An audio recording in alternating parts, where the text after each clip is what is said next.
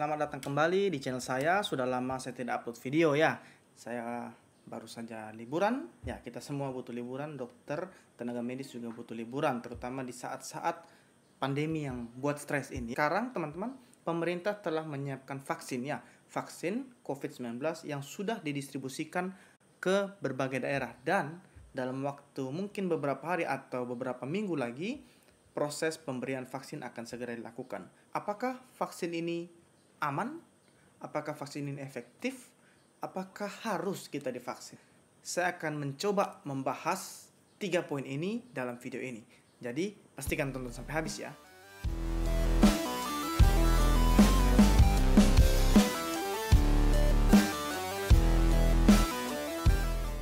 Dalam menghadapi satu pandemi wabah baru, yang paling utama itu adalah 3T dan 5M. Nah, kenapa pemerintah akhirnya mengambil langkah vaksin? Karena langkah-langkah lain yang sudah diambil itu tidak cukup untuk mengurangi angka kejadian COVID dan menghilangkan atau menekan angka kejadian COVID ini. Protokol-protokol kesehatan yang diharapkan bisa dilakukan ternyata tidak berjalan dengan baik ya. Ini bisa dilihat dengan angka yang justru semakin tinggi, baik angka kesakitan maupun angka kematian. Dan ini tentu saja mau sampai kapan ya, kita mau sampai kapan membiarkan angka ini terus tinggi ya. Kita mau harap social distancing agak susah untuk masyarakat kita. Kita mau harap penggunaan masker, lockdown ya sulit untuk diterapkan di negara kita, sehingga vaksin itu menjadi salah satu pilihan yang bisa dipertimbangkan. Sekarang vaksin ini sudah ada ya, tapi menjadi satu pertanyaan besar, bahkan bukan saja di kalangan orang awam tapi juga tenaga medis, masih ada yang takut untuk menggunakan vaksin. Pertanyaannya adalah apakah vaksin ini aman atau tidak? Ya, apakah vaksin ini efektif atau tidak? Sebelum kita membahas keamanan vaksin, saya akan lebih dahulu memberikan gambaran bagaimana vaksin ini akan diberikan di Indonesia ya. Jadi vaksin ini akan diberikan dalam 3 tahap. Yang pertama itu diberikan kepada orang-orang yang dengan risiko terpapar yang sangat tinggi, yaitu tenaga medis, misalnya dokter dan perawat. Jadi dalam waktu dekat ini ya pasti akan diberikan dulu kepada dokter, perawat, tenaga medis, relawan, pokoknya orang-orang yang kontak dengan pasien-pasien COVID itu tinggi. Kenapa diberikan kepada mereka? Karena tentu saja mereka itu kan tiap hari terpapar. Jadi mereka harus dipersiapkan dengan tentara antibodi tubuh mereka itu yang lebih bagus ya, sehingga mereka itu ketika nanti menghadapi orang-orang yang ada COVID-nya, mereka itu bisa lebih kuat menghadapi virus tersebut. Tahap berikutnya itu baru akan diberikan kepada polisi atau TNI atau PNS yang bekerja di tempat-tempat pelayanan publik, karena mereka juga akan terpapar dengan banyak orang. Baru yang terakhir itu akan diberikan kepada sisanya ya. Dan target ini minimal pemerintah mentargetkan 70% orang itu akan divaksin minimal ya. Sebaiknya bisa semua, tapi paling tidak 70%. Nanti akan saya jelaskan kenapa 70%. Terkait dengan keamanan, banyak yang menganggap vaksin ini coba-coba, uji coba sehingga belum aman. Ya, vaksin yang akan digunakan di Indonesia itu ada banyak. Ya, ada kalau tidak salah ada 7 jenis vaksin oleh 7 perusahaan dari berbagai negara yang sedang dipesan. Nanti ada juga oleh Indonesia. Tapi untuk tahap 1 yang akan dilaksanakan dalam beberapa hari ini, itu nama vaksinnya Sinovac. Sinovac ini memang awal-awal itu ada berita yang mengatakan dia kurang efektif, sehingga itu memicu banyak perdebatan apakah vaksin ini layak diberikan atau tidak. Saya akan sedikit memberikan gambaran bagaimana suatu proses dari satu vaksin itu bisa dibuat sampai dia dikatakan layak digunakan kepada manusia.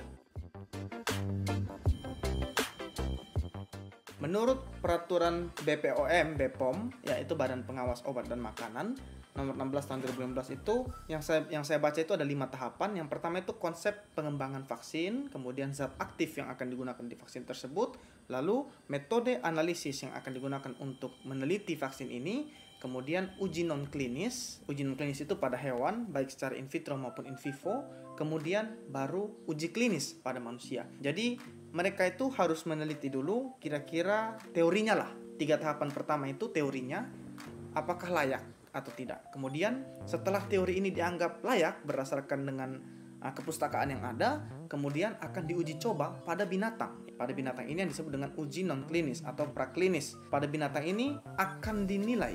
Baru setelah dinyatakan layak pada binatang, baru memasuki uji klinis pada manusia. Ya, ingat ya. Jadi pertama, sebelum diuji klinis pada manusia, pasti secara teori oke, dan di hewan sudah oke.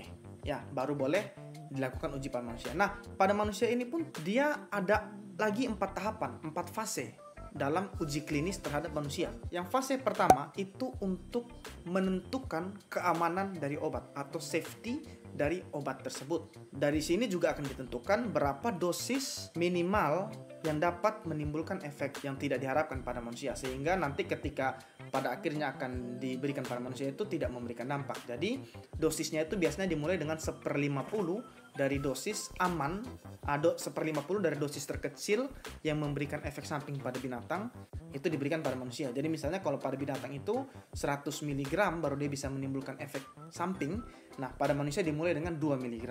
Kemudian akan dinaikkan perlahan-lahan sampai menunjukkan gejala yang tidak diharapkan. Misalnya dari 2 dinaikkan jadi 10, dari 20, kemudian pada saat mau naik 25 ada efek samping. Maka 20 ini, sebelum dia naik 25 ini, 20 ini yang dianggap dosis aman pada manusia. Ya, perlu diingat bahwa kembali saya bilang ini sudah aman secara teori maupun pada binatang, baru pada manusia ya. Kemudian setelah dilakukan uji klinis fase 1 akan dilanjutkan uji klinis fase yang kedua. Nah, fase yang kedua ini sampelnya lebih banyak, bisa sampai 200 orang. Fase 1 sudah lewat, sudah aman, kemudian dilanjutkan fase 2 untuk menilai dosis optimal ya, atau berapa sih dosis yang akan diberikan supaya bisa menimbulkan efek yang diharapkan, efek antibodinya itu, efek kekebalannya itu.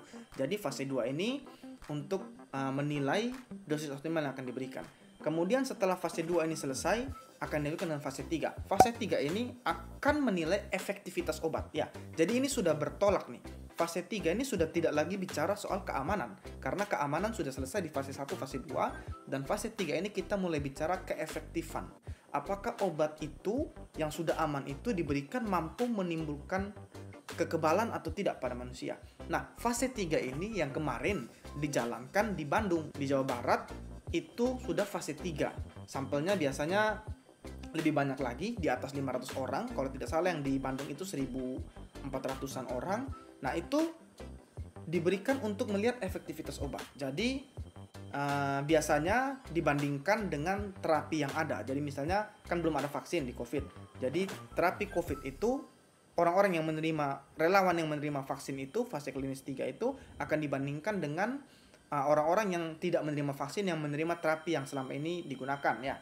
Sehingga akan kelihatan mana yang lebih efektif, yang menerima vaksin atau yang tidak menerima vaksin ya. Jadi ingat, fase klinis 3, uji klinis fase 3 ini, tahap 3 ini sudah tidak bicara amannya atau tidak. Artinya sudah pasti aman.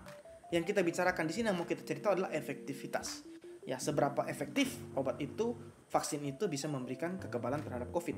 Dan kemudian setelah fase 3 ini berjalan, nanti akan dinilai lagi di fase 4, yaitu fase 4 itu nama lainnya tuh post marketing surveillance. Nah, ini sudah jangka panjang ya. Jadi bisa setelah diberikan kepada masyarakat luas, akan dilihat nih ternyata ada efek samping jangka panjang atau ada manfaat lain mungkin dari vaksin ini atau tidak. Kita sudah fase 3 dan fase 3 itu kemarin ya, waktu saya mau buat video ini keluar tuh hasil dari BPOM, riset kesimpulan dari BPOM terhadap uji klinis fase 3 yang dilakukan di Indonesia, dan BPOM menyatakan bahwa vaksin Sinovac itu telah lulus uji fase 3. Dinyatakan aman dengan efektivitas 65%. Jadi sampai di sini teman-teman, sebenarnya kita tidak perlu takut divaksin karena sudah aman ya. Sekarang tinggal efektifnya. Tapi tidak perlu takut kan kalau seandainya pun tidak efektif, tidak ada kerugian karena tidak ada efek samping. Hanya saja dia tidak menimbulkan antibodi. Ya, jadi sebenarnya tidak perlu takut karena sudah pasti aman. Nah, tapi ternyata efektivitasnya itu 65%. Kalau 100 orang akan terinfeksi COVID, dengan adanya vaksin maka 65 orang itu tidak terinfeksi. Dia bisa mencegah 65 dari setiap 100 orang. Diperkirakan akan terjadi 2,5 juta kasus baru. 2,5 juta kasus baru kalau tanpa vaksin. Bisa dicegah 65% dengan vaksin. 65% dari 2,5 juta itu, ya teman-teman hitungnya itu hampir 2 juta. Artinya kita bisa mencegah hampir 2 juta kasus dengan pemberian vaksin ini. Nah, negara lain juga sudah melakukan uji klinis ini ya. Di Turki, di Brasil itu juga sudah melaksanakan uji klinis. Bahkan Brasil itu lebih maju karena mereka sudah melakukan uji klinis tahap 3 pada pasien usia lanjut di atas 59. Kalau Indonesia ini di atas 59 masih tahap berikut. Sekarang utamanya itu umur 18 sampai 59 tahun. Nanti setelah hasil dari Brasil keluar untuk orang-orang yang usia di atas 59 tahun dan kemudian kalau aman baru kita akan memberikan vaksin kepada mereka. Tapi intinya kita sudah melewati ya. Tadi ada 3 tahap teori sudah oke, pada hewan sudah oke, pada manusia sudah aman, efektivitasnya 65%. Dan ini menurut saya sudah seharusnya menghilangkan keraguan kita yang masih mau menolak vaksin. Kenapa tidak tunggu tahap 4? Kan ada 4 tahap ya fase klinis. Kenapa tidak tunggu tahap 4? Karena itu terlalu lama. Satu obat itu sampai bisa clear tahap 4 itu rata-rata butuh waktu sekitar 10 tahun. Ya, bayangkan kalau 10 tahun kita harus tunggu sampai betul-betul dapat vaksin yang paling efektif. Ya, mau berapa banyak korban yang kita harus biarkan berjatuhan? Kalau 1 tahun saja bisa 2,5 juta kasus baru. Dengan perkiraan kematian 250.000 orang, maka tidak manusiawi kalau kita mau menunggu 10 tahun, mau menunggu sampai vaksin paling efektif itu ada baru kita mulai vaksin ya. Ya, saya kemarin dengar ada seorang profesor dari Udayana dia bilang begini, vaksin yang paling baik itu vaksin yang ada. Jadi tidak usah kita membahas vaksin-vaksin lain yang mungkin ada efektivitasnya lebih tinggi, tapi tidak ada. Ya, sekarang vaksin Sinovac ini sudah ada, walaupun 65%, tapi sudah aman. Dan yang terpenting buat kita itu sekarang aman ya. Namanya penyakit baru, vaksin baru, mungkin tidak langsung efektivitas tinggi, tapi pemerintah melalui semua proses itu sudah memastikan vaksin ini aman. Apakah ada efek samping pemberian vaksin? Penelitian-penelitian yang tadi yang saya sudah bilang, tahap 1, tahap 2, fase klinis, itu ternyata efek samping yang ditemukan itu paling banyak hanya gatal-gatal, urtikaria, dan nyeri pada lokasi penyuntikan. Jadi itu tidak perlu ditakuti. Dan kalaupun seandainya terjadi reaksi anafilaksis yang bisa membuat pasien meninggal, itu rumah sakit sudah bisa mengatasinya. Sudah ada panduan untuk mengatasi reaksi anafilaksis dari vaksin ini. Dan sebenarnya bukan cuma vaksin sih, semua obat pun bisa menimbulkan reaksi anafilaksis. Jadi kalau kita mau menolak reaksi anafilaksis, menolak vaksin itu sama dengan kita tidak mau menggunakan obat apapun. Karena semua obat punya potensi itu, tapi tidak perlu takut karena itu sangat kecil persentasinya dan kalaupun terjadi, rumah sakit tenaga medis sudah siap untuk mengatasinya. Itu dari segi keamanan. Jadi sampai di sini saya harap teman-teman sudah paham bahwa vaksin ini sudah aman. Hanya tinggal masalah efektivitas 65%. Dan itu sudah bagus sih. WHO itu mengatakan, menurut WHO atau organisasi kesehatan itu mengatakan di atas 50% itu sudah direkomendasikan untuk boleh diberikan sebagai vaksin. Sekarang saya mau membahas hal kedua yang membuat kenapa kita harus divaksin ya. Karena ini sudah bukan hanya mencakup diri kita sendiri.